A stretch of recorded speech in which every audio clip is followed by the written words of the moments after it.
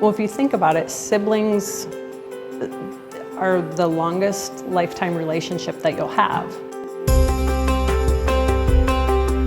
So when kids are taken out of their home and put into foster care, we're already traumatizing them. So if we separate them from their siblings, we're adding another secondary trauma. So, you know, that older brother or sister might have been the one that was making breakfast or dinner, or might have been changing the diapers. And so just having that familiarity together, to knowing that we're in the same house, not wondering what's happening, not wondering where you are.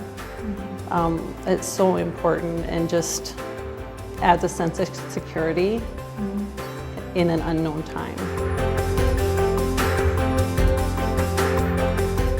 I went into foster care a year ago. I got a phone call that they had 3 little boys that needed a home, and I'm a nurse, and we have a little guy who's hard to place. Would you take him and his 2 little brothers? Yeah, bring them on. They're amazing, tiny little things, 2, 4, and 6 at that time.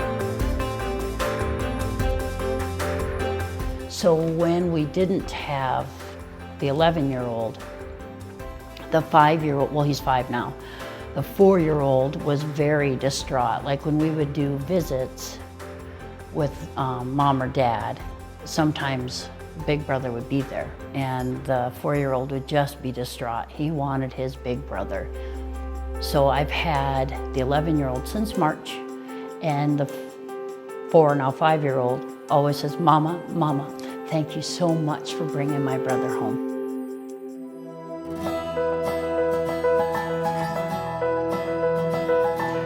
I think so. I think we see less behaviors in general. You know, there's always going to be sibling rivalry, but I think as a whole, it's better for everyone. It's easier for the foster parents.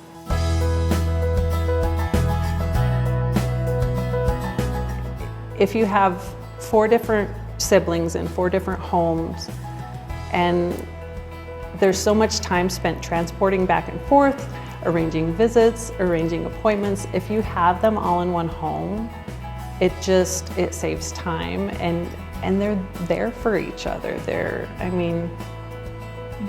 I think it gives the biological parents also a sense of calm that their kids are together. It's just so important that they have that connection. When I first got into it and I did the class, and everybody's wonderful, and DSS falls all over themselves to make sure you're comfortable and to make sure you have what you need. And if they don't anticipate your need, they make you feel like it's okay to ask them, you know. I never hesitated, and then all of a sudden in steps South Dakota Kids Belong, you know. And what do you need? Well, I needed a stroller, I needed diapers. You know, I've had these babies come into my home within a couple of days, you know, up poles.